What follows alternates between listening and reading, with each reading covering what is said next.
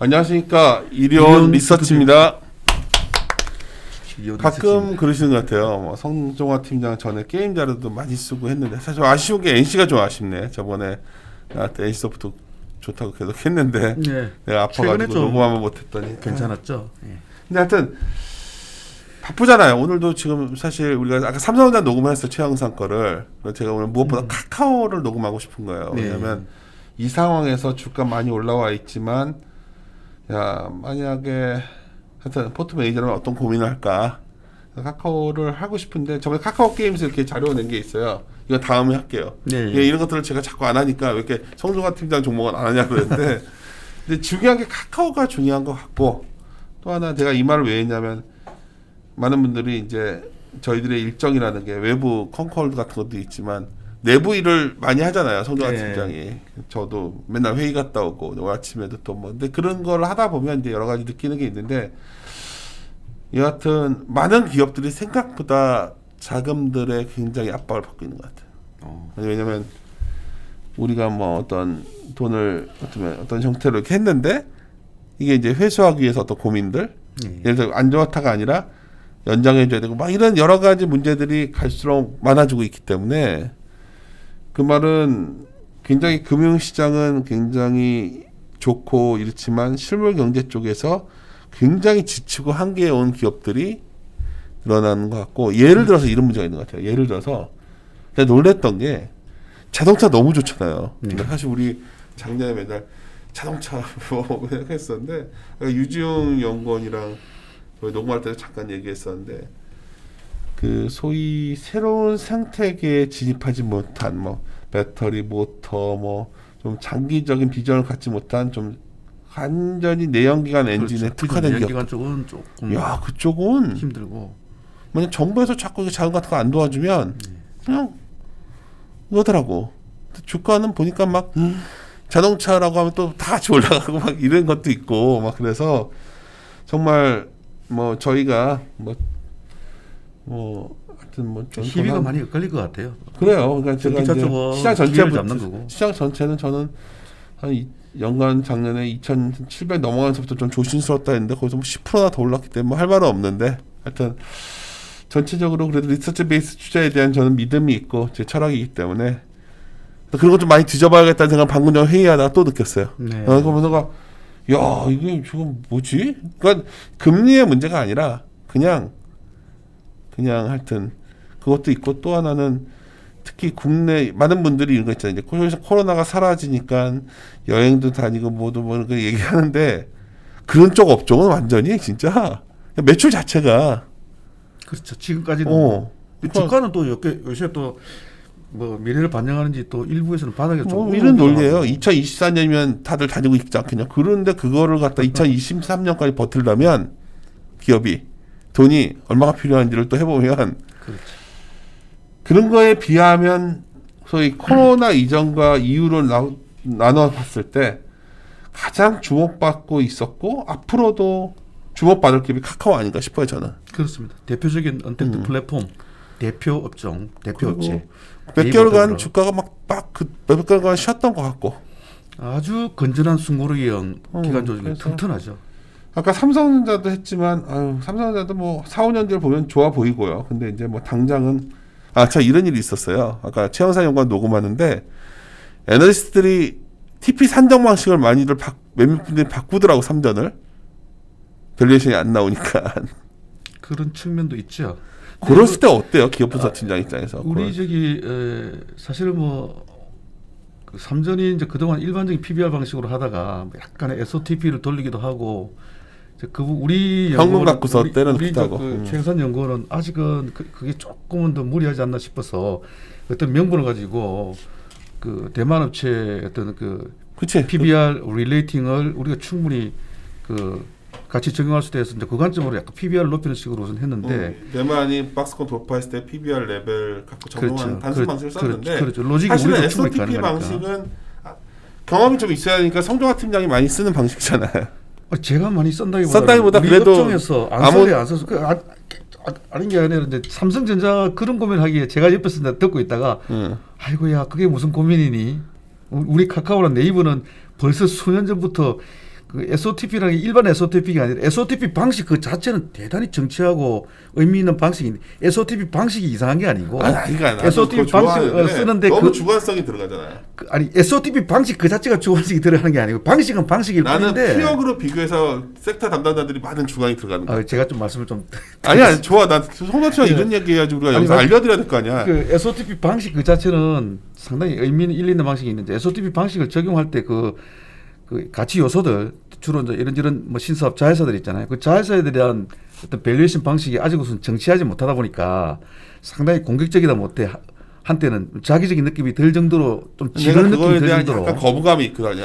그랬었죠. 한 재작년까지는. 청소가 팀장이 그렇게 한다는 얘기는 아니다. 오해 마라. 상당히 그 우리가 이렇게 이제 주가는 형성돼 있는데 일반 멀티플로는 괴리가 있다 보니까 너무 높다 보니까 그래서 여러 가치 요소들을 끌어들여서 뭐 끌어들인까지는 좋아요. 근데 각 가치 요소별로 아직까지는 적자이거나 뭔가 이게 가능성만 있지 이제 이런 단계를 이런저런 시장에서의 레퍼런스 어떤 펀딩 가치를 가져오기도 하고 아니면 트래픽에다가 멀티플을 가동하기도 하고 뭐 이런저런 논리를 써서 가치를 이렇게 공격적으로 밸류에이션해서 적용을 했는데 말씀드렸듯이 뭐 한 재작년까지는 다 그런 건 아니지만은 오히려 이 밸류에이션 이런 부분에 대해서 좀 많이 아시는 분들 위주로 그거 좀 너무 과하지 않느냐 이런 피드백도 없지 않아 있었는데 확실히 작년에 코로나19에 의해서 코로나19가 발발하면서 이런 언택트 플랫폼 어떤 대표 비즈니스 대표 업종으로서 부각이 되고 또 실제로 뭐 결제라든지 커머스라든지 컨텐츠가 단기적으로도 대표적으로 그 코로나19 수혜로서 매출이 폭발을 하고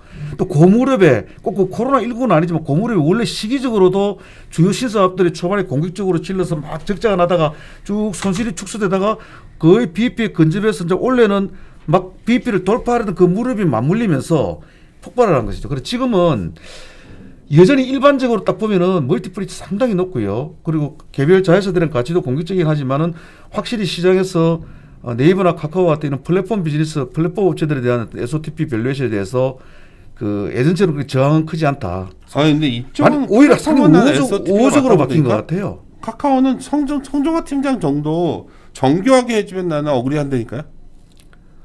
요새 뭐 저희 후배 애널리스트 분들도 다 이렇게 해요.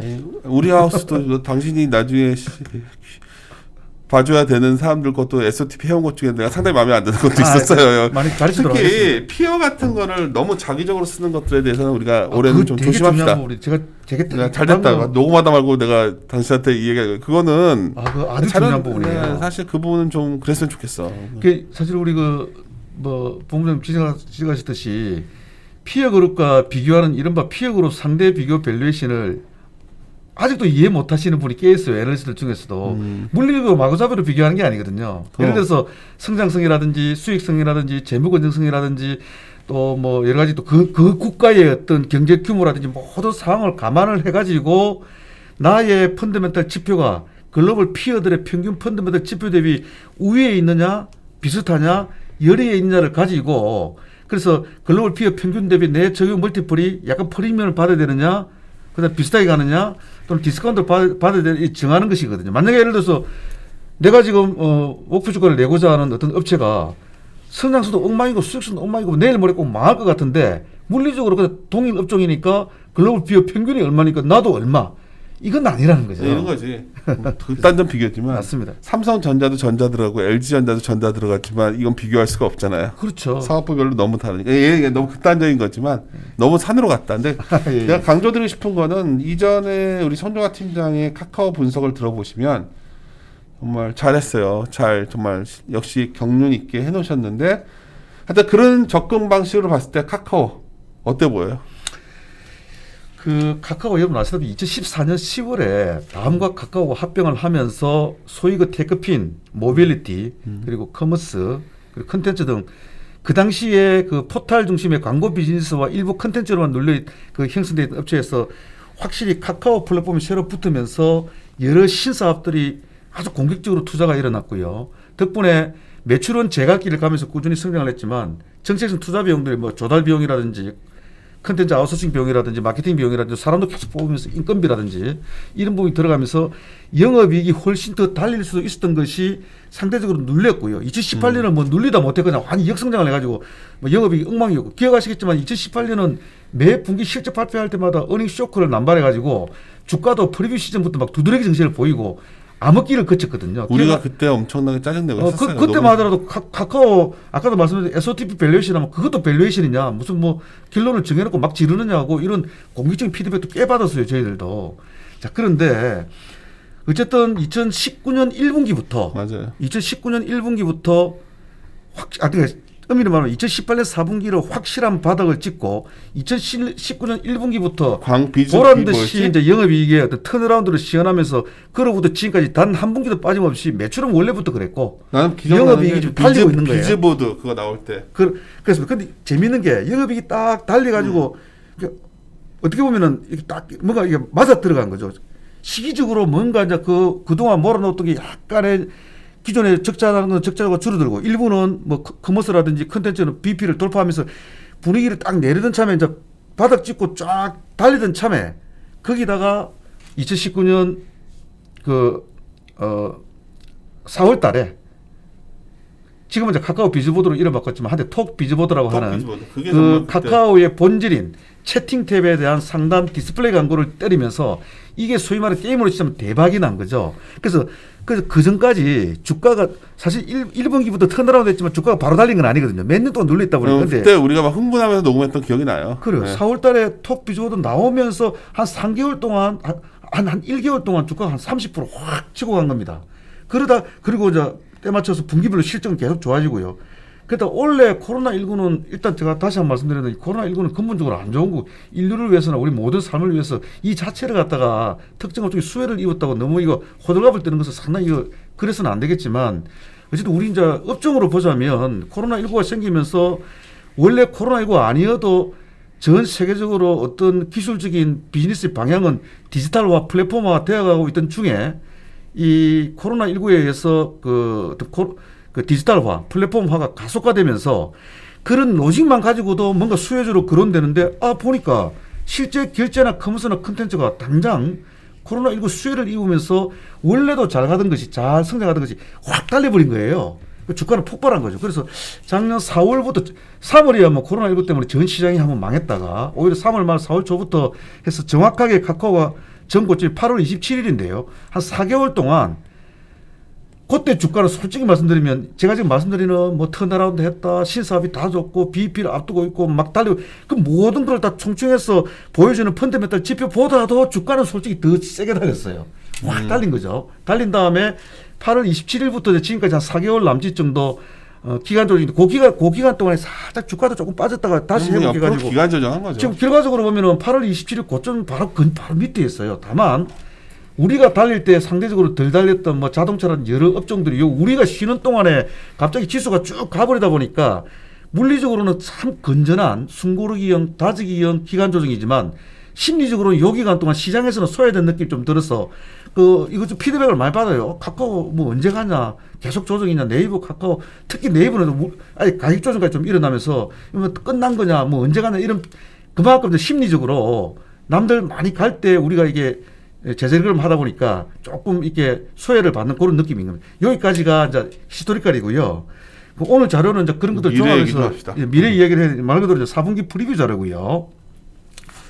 말 나온 김에 4분기 프리뷰를 간단히 제가 브리핑을 하자면 4분기 실적이 뭐 시장 컨센 대비 엄청나게 더 좋게 나와서 서프라이즈를 기록하거나 갑자기 이상하게 나와가지고 쇼크를 기록하는 건 아닙니다. 시장 컨센서스 전망치에 일단은 부합할 것 같은데 시장이 예상했듯이 매출 영업이익 다 QOQ YY는 물론이고 뭐 계속 분기별로 증가해 왔으니까 그죠? 4개 분기 전인 작년 4분기 대비로는 당연하고요. 이건 폭발적인 성장이고 QOQ로도 또 우리 비즈니스의 주요 비즈니스들이 주로 보면 4분기가 또 성수기예요. 뭐 커머스도 그렇고 페이도 그렇고 그죠? 또 광고도 그렇고 그래서 4분기는 QOQ로도 좋다. 유일하게 포털 비즈니스 그 다음 기존의 PC 포털이나 모바일 포털이나 이런 포털 비즈니스는 꼭 코로나가 아니어도 동사 비즈니스 중에서는 최근 몇 년 동안 상대적으로 성장성이 좀 눌려 있기도 했는데다가 코로나19에 의해 가지고 특히 대형 광고주 중심으로 디스플레이 광고나 이런 부분에 영향을 입으면서 지금 여러 분기 동안 유일하게 포털 비즈만 조금 성장이 눌려 있고 나머지 플랫폼 부분 내에서도 톡 비즈라든지 신사업이라든지 이런 부분들은 뭐 이 기세는 이번 4분기는 물론이고 앞으로 계속 수분기 동안 여러 분기 동안 계속 달릴 것 같습니다. 그리고 이제 이들의 어떤 그 매출 분류책에서 소위 이제 그 컨텐츠 부분에도 게임은 지난 3분기가 7월 론칭한 가디언 테일즈 한국 글로벌이 그 빅히트를 치면서 그것 때문에 폭발적 호조했다면 반대로 이번 분기는 뭐 나쁜 게 아니라 하나의 패턴이죠. 그 가디언 테일즈가 둘째 분기에 하향세드 패턴, 나머지는 안전하게 유지되는데 그 지금 제일 주력 게임으로 등장한 가디언 테일즈가 이제 2분기는 원래의 패턴으로서 이 하향 셋업을 하다 보니까 그리고 12월 10일 론칭한 엘리온은 이 엘리온에 대해서 잠깐 말씀드리면 한때 우리 카카오 게임즈가 론칭하기 전까지만 하더라도 시장에서 일부 약간의 오해가 있었던 게 이게 동사의 모든 실적을 대변하는 그야말로 엄청난 핵심 기대 신작으로 많이 이제 거론이 됐는데 이거는 조금 인지가 교육이 덜 돼서 그랬던 것이었고요 한때. 지금은 그렇진 않죠. 엘리온은 대단한 게임이고 좋지만은 뭐 이런 표현이 좀 뭐합니다만 그래봐야 PC 게임이거든요. 지금 시장 구조적 한계로 PC 게임은 PC 게임 영역 내에서는 최고의 히트를 쳐도 모바일 게임에서 최고의 히트를 치는 그 하드코어 RPG 장르의 어떤 히트 수준에 비해서는 비할 바가 아니거든. 반면에 우리 카카오 게임즈가 이런저런 어떤 우호적 분위기 속에서 공모가도 적당히 형성됐지만 첫날 따상에 두째 상한가로 주가가 많이 치고 갔잖아요. 그것을 설명할 정도 급은 애초 아니었던 겁니다. 근데 거기다가 이게 바이투 플레이 방식이다 보니까 초기에 이용자 지표를 확보하는 데서 약간의 어떤 그 어려운 점이 있고요. 특히 하필 12월 10일 론칭할 이 무렵에 왜 코로나19가 극도의 악화돼가지고 PC 영업 쪽에서 어떤 조금 위축이 되면서 아마 엘리온은 뭐 우리가 원래 한때 잠깐 기대했던 것보다도 첫 분기 스타트는 조금 부진한 것 같은데요.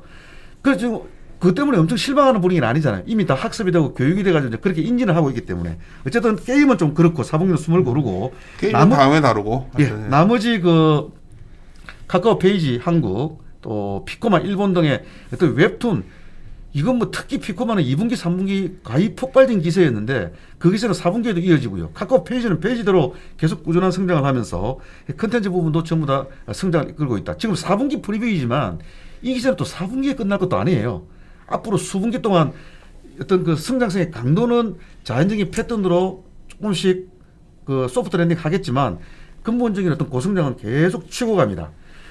덕분에 아마 카카오 페이가 작년은 연간으로는 영업 손익이 BP 돌파는 아니었는데 거의 BP에 근접한 수준이고 특히 마지막 분기 뭐 3분기 4분기 정도는 그야말로 BP에 근접한 수준이고 올해는 당연히 BP 돌파를 보고 있고요.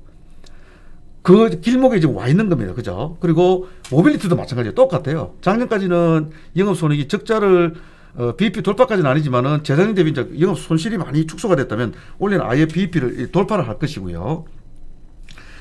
실제 비용에 대해서 잠깐 말씀드리면 동사가 또 2019년까지는 인센티브를 4분기에 집중했거든요. 왜냐하면 워낙 실적이 플렉츄션이 심해가지고 연초에 대략적인 연간 실적을 내부 프로젝션을 해가지고 그에 맞춰서 분기별로 인센티브를 스프레드를 하려니 실적이 예측이 안 돼. 그래서 4분기 재작년 그리고 2년 전 4분기에 인건비가 막 QOQ로 막 20% 10몇 프로 확 증가했던 것은 그런 이유였는데 2020년 작년 들어서는 어느 정도 이제 실적이 예측 가능성이 들어왔다 해가지고 프로젝션을 해서 대략적인 추정을 해가지고 1, 2, 3, 4분기에 인센티브를 뿌립니다. 근데 제 개인적인 느낌은 아마도 회사가 연초에 2020년 자기들이 예상했던 실적보다도 지금 이제 연말 마무리 좀 봤을 때는 조금 더 실적이 좋았지 않았을까 싶어서 4분기 인센티브는 1, 2, 3분기보다는 좀 많기는 많을 텐데 재작년처럼 그냥 1, 2, 3분기는 없다가 4분기에 왕창 들어가는 건 아니란 말이에요. 그런 부분들도 이번 4분기에 좀 영업이익에 좀 그 방어적인 역할을 하고요. 대신에 마케팅비는 원래 매출 대비 연간으로 5, 6% 쓴다 그랬다가 1, 2분기 너무 안 썼잖아요. 그죠? 근데 3분기에는 한 6.9% 정도 썼는데 4분기에도 일단 지난 3분기 컨퍼런스 콜에서는 예정대로 그냥 일단 쓸 계획이다. 일단은 특히 뭐 페이라든지 모빌리티라든지 이런 컨텐츠 쪽, 한국 및 일본 쪽, 일본의 피코마 이런 쪽에 마케팅비를 많이 4분기에도 많이 지출을 해서 아마도 연간으로는 연초에 이야기했던 1, 2분기는 너무 안 썼긴 했지만 결국 3, 4분기에 많이 써서 5, 6% 정도 되지 않겠나라고 말씀을 하셨는데 현재로는 뭐 12월은 이미 끝났지만은 아직까지는 그 자회사들의 어떤 마케팅 내역을 좀 취합하고 있어서 확정은 아닌데 저는 일단 예정대로 4분기 좀 집행하지 않았을까라고 보고요. 이제 그렇게 봤을 때 아까 말씀드렸듯이 기존의 이제 시장 컨센서스 전망치에는 부합을 하고 매출 영업이 있다. 물리적으로 매출 영업이 있다. YOY는 물론 QOQ로도 거의 폭발적인 어떤 성장을 시현하는 모습이다라는 것입니다. 이게 이제 4분기 프리뷰로서의 내용이고요. 앞으로의 어떤 뭐 투자 방향성에 대한 어떤 부분을 브리핑을 좀 하자면 오늘 자료에서 두 번째 문단인데요. 실적 전망치를 조금 상향을 했고 개인적으로는 제가 사실은 4분기 인센티브 정책을 조금 추정에 녹여내지를 못해가지고 매출은 비슷한데 영업이익 전망치를 조금 덜 추정한 것 같아서 잠깐 올렸고요. 그리고 기타 자회사들 같이 일부 좀 올려서 목표 주가는 기존 46만에서 50만 원을 한 9% 정도 올렸는데 자 일단 작년 9월부터 한 4개월 남짓 정도 그 전에 폭발적인 상승세를 지원하고 지금 조정 중인데 저는 뭐 누차 말씀드립니다만 아주 건전한 어떤 숨고르기형 기간 조정이라고 판단을 하고요.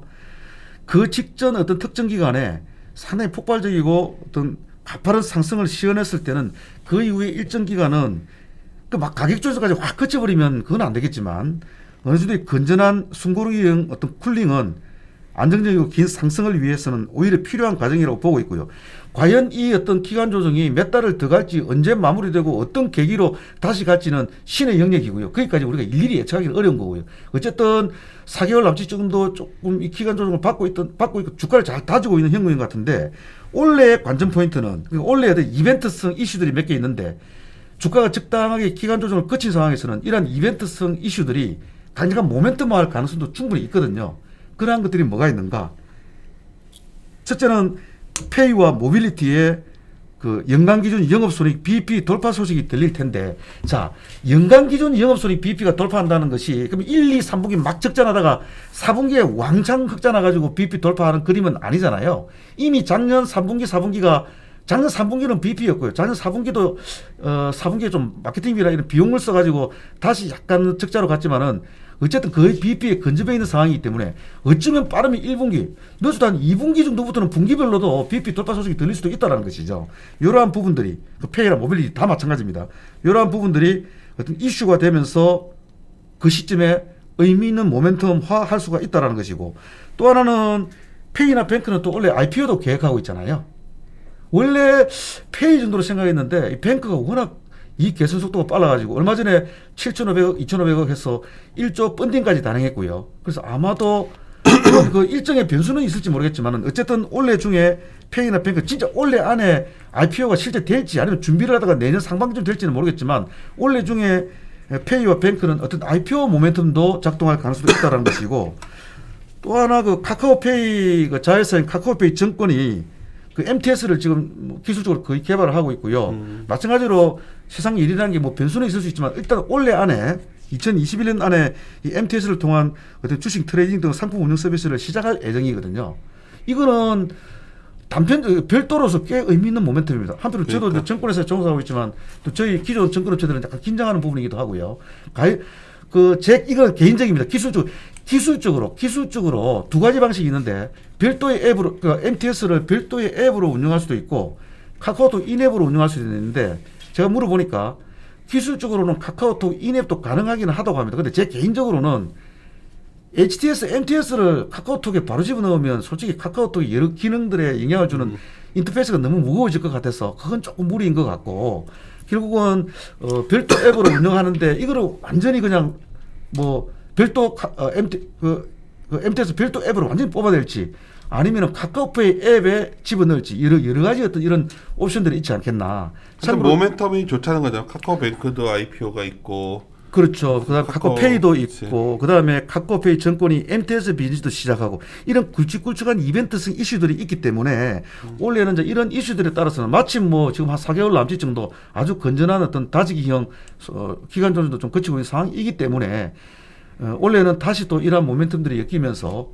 그것도 2차 상승. 물론 뭐 작년 그 4월에서 8월까지 코로나19가 촉발한 어떤 수혜주로서의 그런 상승까지는 아니겠지만은 올해도 또 어느 적정한 조정 이후에는 또 다시 한번 카카오 상승할 수 있다. 주주시라면 이 종목은 뭐 시장의 변동성이 생겨도 들고 가야 될 종목 중에 하나다. 장기 사실은 투자자라면. 네. 그렇게 상승하고 지금 최근 4개월 동안 기간 조정을 보면 딱 드는 느낌이 이 회사 참 주가 참 강하구나. 보통은 그죠. 그렇게 올랐으면 상당히 한 가격 조정까지 쭉 갔다가 또 뭐 다시 가든가 말든가 해야 되는데 빠진 게 없잖아요. 나는 지금 한 4개월 쉬었다 지금 움직이는 게 좋아 보여서 그렇죠. 카카오 최근에 나도 비슷한 질문을 받거든요. 카카오를 포트에 많이 실어서 좋았던 때가 있었고 이걸 많이 들고 있는 사람은 또 머리 아픈 사람도 있는데 이런 건 들고 가야죠. 뭐 이런 게 최근 미래인데 4개월 동안 다른 분들이 너무 또 치고 가니까 조금 스위칭을 했을까 뭐 이런 회한을 보이는 분도 있긴 한데 돌고 도는 거니까요. 또 원래 그래요. 또 여러 기회들이 있지 않겠습니까? 우리 또 일정이 있으니까 그래서 카카오 결론적으로 4분기도 컨센서스 부합하고 실적 아주 좋고 실적도 모멘텀도 컨센서스는 좋다. 부합할 것 같고 그리고 그러니까 원래 여러 가지 모멘텀들 있고 4개월 잘 쉬었다.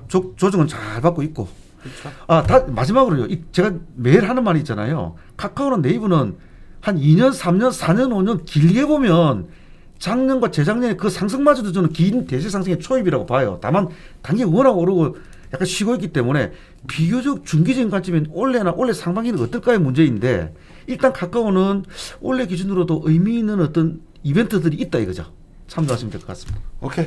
일단 삼성전자랑 카카오부터 좀 오늘 급하게 녹음한 거는 이 두 종목에 대한 관점이 어느 정도 정립이 돼야 시장에 대한 색깔을 적응해 갈 수 있지 않을까 해서 그리고 장기적으로 이 두 종목이 저는 하도 장기 투자 얘기들 하시니까 저는 장기적으로 뭐 이런 종목들이야 뭐 굳이 이렇게 시세 볼 필요 많지 않은 종목들 아닌가 그러고 있어요.